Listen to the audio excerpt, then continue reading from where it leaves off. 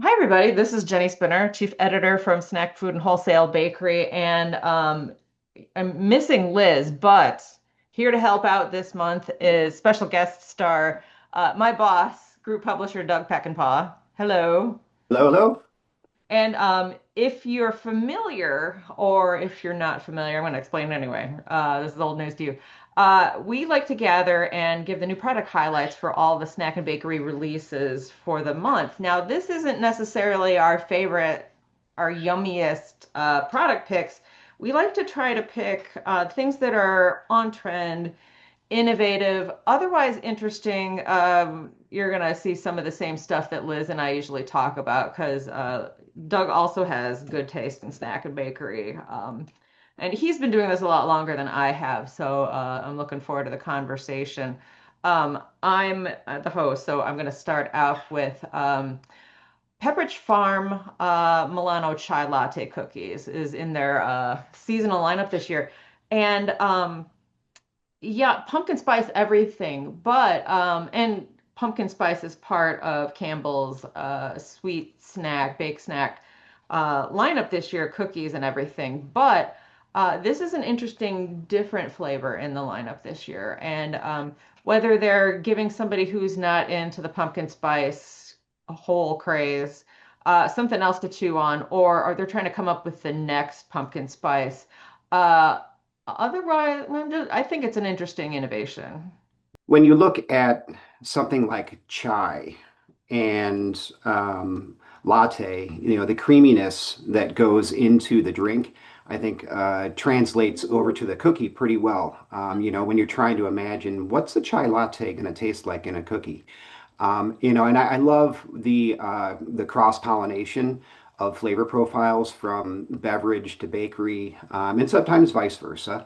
But Pepperidge Farm is always playing around with its Milano ideas, and what a classic format. So, you've got the classic Milano format with this interesting chai latte. So it's always interesting to see how companies like Pepperidge Farm will entice its consumers along the path of flavor adventure. Oh yeah, and they had a release about a year ago, another beverage inspired flavor, London Fog, which Hmm. London Fog is a tea latte basically with the flavors of Earl Grey, which is Hmm. tea and bergamot, which is floral, and I was definitely my interest was piqued, but the flavor scientists at Campbell's cookie division did a really good job getting the mouthfeel, getting the different notes of the tea beverage. So I have high hopes that they hit the right notes on this one too. Um, Doug has also picked out some products, and this is a good one. What's your first product, Doug? So when we're looking at, some of the food service options that are coming onto the market, we like to pay attention to, the food service trends. Sometimes those trends migrate back over to retail, and again, you get this kind of cross-pollination between the different markets. First Watch had recently added an interesting sandwich. It's an egg sandwich that has house pickled jalapeno on there. The basis of it is a griddled croissant round, which just by itself is enticing me. But then the star here is its $1 million bacon. So First Watch Oh, is interesting. This is a restaurant chain that has over 500 locations around the country, and they're seeing growth. I think the last news report I saw was citing something like 19 something percent year over year revenue growth. So they're hitting some good marks out in the food service market. It's a breakfast and brunch and lunch concept. mhm. And we have one in our neck of the woods in Oak Brook, Illinois, outside of Chicago, that we like to frequent from time to time. So I'll definitely be trying this one.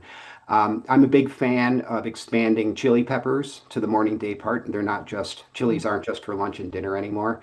And but what really intrigues me here is that griddled croissant round. So if it can be flaky and tender, because you're calling it a croissant, it's going to have to be flaky and tender, but sturdy enough to hold up to this kind of less than dainty sandwich. It's an impressive feat. Very intrigued by this offering from First Watch. Yeah, I am not lucky enough to be near one. The closest one is I think there's one in the city, but I'm in Rogers Park, and to get south, and especially to get west, sometimes it's a hike. The one by you might be an easier go of it. And I used to live not too terribly far in Villa Park, which is right next to Oak Brook. So oh, always looking for an excuse to go to the old haunts. So I might have to go because I'm a breakfast girl. I will eat Mm. pancakes any time of the day, but definitely intrigued by yeah, what you said about the griddle croissant rounds. Does it hold up? I'm willing to be a guinea pig and put that to the test. Um, Again, if you've watched these videos before, Liz and I do our stuff separately, and then we get together, and then we find out great minds think alike. Sometimes we agree on some of the products that we've picked out, and this is one of them. Pretzelized sea salt pretzels. I almost said smackers. Snackers. It's Friday. We brains already on weekend mode. So I'm a big fan of pretzels. I actually have a pretzel tattoo. I might throw a picture up on it because I'm a pretzel girl. It's one of my favorite snacks. But I'm also a dip girl, and pretzels conventionally, like conventional pretzels, aren't the greatest for dips. If you want a nice amount of dip, tiny twists. I'm thinking along the lines of Unique Snacks Needhams. They're the perfect size, but even those, they kind of hold a little bit more dip, but not enough. Mm. This is taking the pretzel format and putting it in kind of like a dip thin format. And we've seen this kind of thing before. Pretz or Townhouse, I believe, is the line that has it's this pretzel on one side and like a Townhouse cracker on the other. Right. Yeah, I've seen those. It's getting there, but I don't need a cracker. If I want a cracker, I want a cracker sometimes, depending on my mood. And this is something that I would totally pick up because um, being a pretzel fan, being a dip fan, this is a really good format. And yeah, I think this has a chance of resonating with consumers. I picked this one as well because my wife and I have already been pretzelized. We are already pretzelized consumers. We are picky about our pretzels. Mhm. Like you, we are drawn toward the pretzel format. While my wife is both German and Scandinavian, she digs in when it comes to pretzels, as do I, and we have our favorites. And this is a product set that has been making its way into our house with regularity since it's been introduced. It's an upstart brand. It's been around for about a year now, a little over a year. They do pita and pretzel inspired cracker type formats. And, some of you mentioned that this is a product format that some people have been playing around with. I mean, you've got the best of both worlds. How do you get the cracker and the pretzel, pretzel and the cracker? But you really need that strong pretzel flavor when it comes to some of these hybrids, and Pretzelized definitely delivers. Jason Cohen is one of the entrepreneurs behind this brand, and he knows his way around the pathway to market for a snack brand. He's worked on Mama Says Biscotti. He worked on Sensible Portions Veggie Straws, Parm Crisps, Thin Stirs, others. And the Pretzelized website actually talks about the pretzel brine dip that's part of the production process. And I think that's where these products probably get their kind of deep, authentic pretzel flavor. Yeah. They deliver on crunch, they deliver on flavor, and very intrigued to try this new entrant, which I'm sure will make its way into our house sooner or later. Yeah, I don't think I've put them in my face. I think Liz, senior editor, taking care of her new human being, has had them. So yeah, I'm gonna have to rectify that situation. My next item is Be Up Honey Fruit Snacks. Um, Celebrities have been a part of the snack world. Typically, though, it's in the form of getting their face on the Wheaties box, breakfast time, holding up a bag of chips in a commercial, superficial, for lack of a better word. What we're seeing lately is celebrities not just being involved in the promotion, but in the creation in a very real and integrated way. David Beckham, a former soccer star, married to Posh Spice, Victoria Beckham, he and his son uh, jointly share the hobby of beekeeping. They have apiaries on their property, and they've been raising bees, harvesting the honey, and have developed an appreciation for the practice of beekeeping, but also the importance of honeybees in pollinating, like the environment, keeping crops going. Um, and he is created this line of bee up honey based fruit snacks. Um, he launched them and they've taken off. They're already all over Target. Um, and usually when a startup happens, it takes a while to get into stores like that on a national basis. But they've also engaged in some philanthropic programs, supporting youth soccer programs. So it's a combination of celebrity involvement, environmental sustainability message, and charity that makes it interesting. I have not picked up any yet, so this is not a review of the product itself, but I just think the brand story is really cool. I love the sweetener variability here. So, bringing honey into the mix is a great strategic move. And I love the backstory of the apiaries uh, being on the property and being beekeepers as a hobby. What a fantastic hobby to have. I had a friend growing up who they would overwinter their beehives in their basement. I was always a little put off by that. But they were dormant. I should have known better. They were perfectly safe. But the sweetener choice is one of those things that's kind of a linchpin deciding factor for some people. And when they see honey, there's some consumers that are automatically going to gravitate toward that versus some of the other options out there. So a good choice here. Yeah. Oh, you've got one too. I said all I want to say about David Beckham, I think. What's your next item? So my next selection was the Keebler Spooky Fudge Stripes. Um, I'm very much a cookie guy. It's just the way I was raised. My mom was an excellent baker, and cookies were just part of life, as I think it just should be. That's the way things should be. And some things never change. And as a child of the 70s, the Keebler Elves, which debuted, I think, in the late 60s from Chicago-based Leo Burnett. I mean, they became iconic. They're super Yeah. recognizable. And so, how do they get the stripes on there? It's magic. It's elven magic. And while my mom probably baked cookies maybe once a week, we always had store-bought cookies on hand as well, and we always had Keebler fudge stripes. I don't know why, if maybe it was a favorite of my mom or my father, but they were always in the pantry. So that combination of shortbread and chocolate is just something that is nostalgic for me. And I love this Keebler campaign, which partners up with zoos, playing off the stripes motif, which begs the question, okay, here, Jenny, why do tigers have their stripes? I do not know. They don't want to be spotted. I love dad jokes. I love So, that. if that joke isn't scary enough, then Halloween is coming soon, and these do have a Halloween motif as well. So not only are they partnering up with zoos, where I think they can consumers can enter into a drawing for a zoo membership, and they're playing off some of the zoo connections between stripes and animals, but they also have a Halloween theme in there to boot.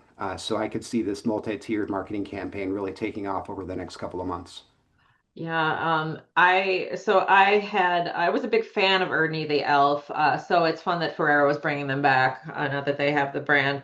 My dad was a big fan of Jewel, our Albertsons here in Chicago. Their private label generic duplex cookies. That's all the cookies that he would buy. We either made cookies or we bought those. So it's interesting that I have such an affinity, and I share some of this nostalgic feelings for the Keebler lineup, including the fudge stripes, even though I didn't re eat them on a regular basis. I just think it's fun that the brand is doing a mix of bringing uplifting nostalgic brands like Fudge Stripes, EL Fudge. They're back. Those are great. And yeah, tying in some fun promotions, activations. A couple months ago, I went to Navy Pier and visited Ernie's Tree. To promote the new flavor of EL fudge, you knocked on the door, deep knock, knock, knock. Opened the door opened, and then unseen elven hands pushed out a cookie for you to eat. This job is super fun, but um, yeah, I'm a big fan of the promotion. I'm a big fan of the things that they've done with Fudge Stripes. They had a tie-in for the movie Beetlejuice, in which the Fudge Stripes were in the Beetlejuice's signature black and white. Right, right. A lot of fun as a consumer, I have to think. Um, my next one, meat sticks for women. Uh, now, I don't know if you remember, maybe about a decade ago, Bic came out with pens for women. Um, Basically just pink pens with marketing slapped on it, and it was seen as pandering and simplistic and sexist. That's not what's going on here. So Singing Pastures is a woman-founded brand, and the meat sticks for women speaks to the collagen and other nutritive ingredients in these meat sticks. So it's not just simply putting pink on a meat stick and say, "Let's go, girls." Um, it's fitting into the whole better for you trend that we're seeing. Like a lot of categories jerkies, meat sticks, and other meat snacks, the category is a little flat, but the products that are doing better than the rest of the flock are, or the herd, I should say, because it's meat, are the ones in the better for you space. So, and interestingly, a lot of these brands are founded or owned by women. Um, Larissa's Kitchen, which is LK now, that's woman founded. They have zero sugar. They're clean label. Longstanding brand Cataneo Brothers is now under the ownership of one of the women in the family that founded it. So there's a lot of women in this meat stick business, and it's interesting. It's always all the categories are fun, but meat snacks are one of my favorite categories to follow. I love the desire here and the formulation strategy to develop a meat snack that is specific toward a female audience demographic. You see that from the ingredients that they're using here. The meat sticks are enhanced with bone broth and collagen powder. You just when you think about the meat stick market, I tend to think, maybe it's my proximity to Wisconsin, where, every gas station that you drive through has like 75, different Oh, locally yeah. developed, and they all kind of look the same, and they all kind of seem catered toward the male hunting demographic. Hmm.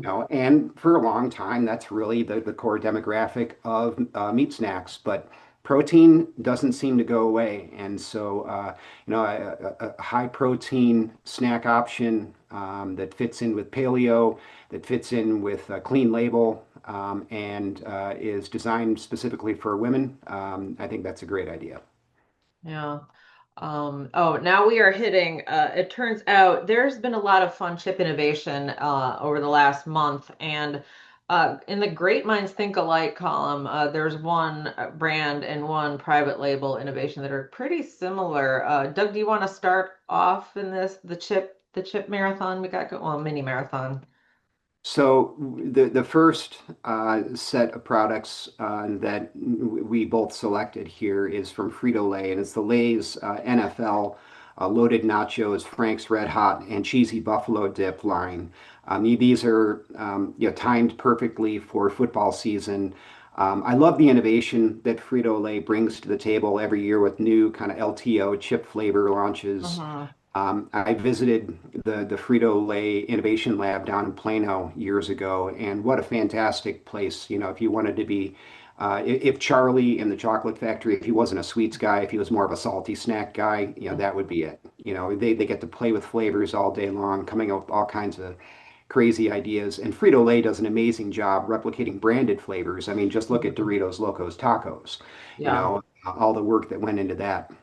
I'm a confirmed chili head. I grow my own chilies to make yeah. hot sauce every year. And when it comes to chips to munch during a sporting event, I always gravitate toward chilies. hot sauce flavors and barbecue flavors. So I'd be really interested to see how they execute the Frank's Red Hot sauce profile here, but I'm sure it's going to be spot on. Yeah, that answers a question that I think that I knew the answer to, but Liz, who's not here, um, she is not a spice girl. So whenever she gets samples of things like this, like Frank's Red Hot or Chex Mixes, if you like spicy snacks, Chex Mix, hot and spicy dill mixes are legit. Mm, But we're here to talk about Lay's. Um, I'm always I'm always fascinated by how they get, and I'm a hot sauce girl, so I have no lie, more than 2 dozen bottles in my fridge of like boutique things, but then my staples are Frank's Red Hot, uh, Valentina Black Label, the extra hot stuff, um, Tabasco and different sauces for different things because they have different mouthfeels. The notes of vinegar are different, the body, and all this other stuff. So Frank's Red Hot is a lot different than Tapatio, which is another hot sauce brand that Frito-Lay has partnered with. So I'm confident but curious that they will get that the slightly less vinegary than Tabasco, but the body, the mouthfeel, all that other stuff. Um, mhm. but yeah, the partnership with the NFL, Liz and I love partnerships. And I think this one of the chips is, Frank's Red Hot NFL and Frito-Lay all partnering might be the first three-pronged snack partnership, but I could be wrong about that. The next thing is so Lay's had this great idea, football snacks, football flavors on chips to celebrate football season. Kroger came up with their own championships. Another trio, slightly different. Pigs in a Blanket, which is one of my favorite, like easy to put together, but still kind of homemade snacks. Mozzarella sticks and buffalo wing. Mm. Um, I have been a fan of Kroger's LTOs before. One was a chicken tikka masala chip that got the different notes, the sweet and the savory and the like kind of like earthy taste of the cumin and all that other stuff really well. So I don't know who Kroger is getting their LTO chips from. If I ask real nice, maybe they'll tell me. But they've done a good job on flavor, so I'm pretty confident in these two. Yeah, I'm sometimes I'm a sucker for novelty. While I've got kind of my go-to chip flavors, every so often something will surface and I'll be like, all right, I just have to try it. And the idea of a pigs in a blanket chip is really enticing to me. Uh-huh. Scientists just amaze me with their ability to layer subtle flavors one on top of another, Uh-huh. accenting and building up to that culminating moment of flavor cohesion, all within a few seconds of putting a chip in your mouth, chewing Yeah. it, swallowing it. It's like you get that flavor sensation and you've got just those few seconds to get it right. But you get that craveability and then you just keep popping them. Science can be so delicious. Hmm. And I'm also enticed by the buffalo wing flavor here. Kudos to Kroger for bringing some adventure to the game day chip flavors. Yeah, I'm a big fan of buffalo wings. I was disappointed. I went out last night for dinner and I was like craving buffalo wings and they weren't on the menu. So maybe these chips will help satiate me. Um, I have to ask, have you heard of local chips? It's a Yeah. yeah, so I've been playing email tag with the one that created that, but this is kind of feeding into your last item, but local snacks that are inspired by local flavors, restaurant and things like that. There's a woman who is she struck out on her own coming up with snack or chips, a line of potato chips, and I think there's 5 flavors, don't quote me on that, that are very Chicago. There's a base. So if you're entertaining or you're just not a fancy person, you're sea salt. But then there's jardinera, hot beef, because we like our beefs here, deep dish.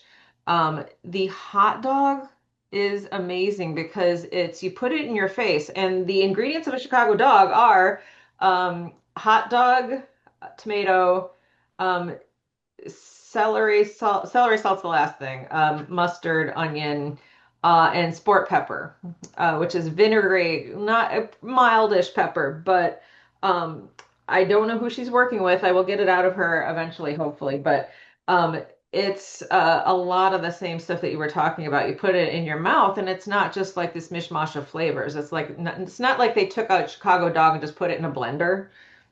It is like when you eat the hot dog, you get the green, oh, the relish. I forgot the nuclear green relish that we like.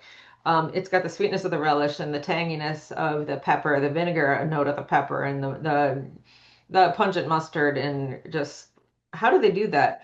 But it's for a local audience. It's for Chicago. Yeah, it's It's amazing, the way that all those different flavors can hit our palate and come across as, not being like a chaos of flavor, but more of a symphony when it's done well. And that when you're talking about local flavor. So for my final selection, I gravitated toward hers. I had the great privilege of visiting her snacks in Nottingham, Pennsylvania back in 2021 when they were celebrating their 75th anniversary. And they're another snack brand that understands the power of interesting flavor. And they're not afraid to have some fun. If you take a look at their flavor lineups for their different snacks, they've got all the tried and trues, but they're always coming up with some interesting, oddball flavors here and there. And this chip flavor, um, the long hot and aged provolone was part of a Spirit of Philadelphia Crunch Off flavor contest where they had three different flavors that they were pitting against each other, and the combination of long hot chilies. So long hots are a certain variety of chili, and the aged provolone that won that flavor contest. yeah. That combination is super enticing, and it's very Philly. So whenever I'm, Philadelphia, and the Pennsylvania in general is a hub of snack innovation, long standing. And so I've flown in and out of Philly a few times to visit different snack manufacturers out there. And whenever I do, I'm driving through Philly and finding some place to get a cheesesteak. And I bet these Yeah. chips go really well with the cheesesteak.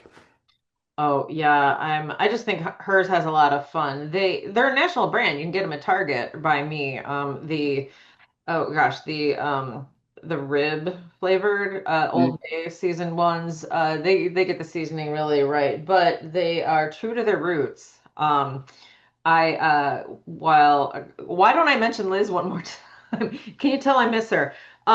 The editor that's covering for her, her name is Bailey, and she's in Philly, and she was really excited about these. I'll have to talk to her after we hit stop on this recording to see if she's had a chance to try this or any of the other flavors, which I appreciate a good snack no matter where it's from, but somebody from Philadelphia would probably appreciate not just the local flavor, but the restaurants that inspire some of these local Mm. flavors.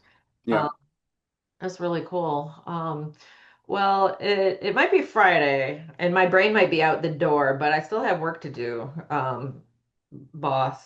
So I don't know if you've got any plans to it as we're recording this, it's Labor Day weekend. So not only is it Friday, I've got my brain on the weekend. So I should probably let you go do your boss stuff. Yeah. Well, this has been super fun Yeah, to that's been fun. play the new Insightful. product roundup game with you. Yeah. Well, thank you for listening, everybody. Until next time, I would love it if don't bother Doug. He's got enough stuff to do. But if you either are a producer and you have a snack that you think is worth talking about, or you're prowling the shelves as a consumer and you see something cool, send it to me, spinnerj at bnpmedia.com. I'd love to hear about it. Until next time.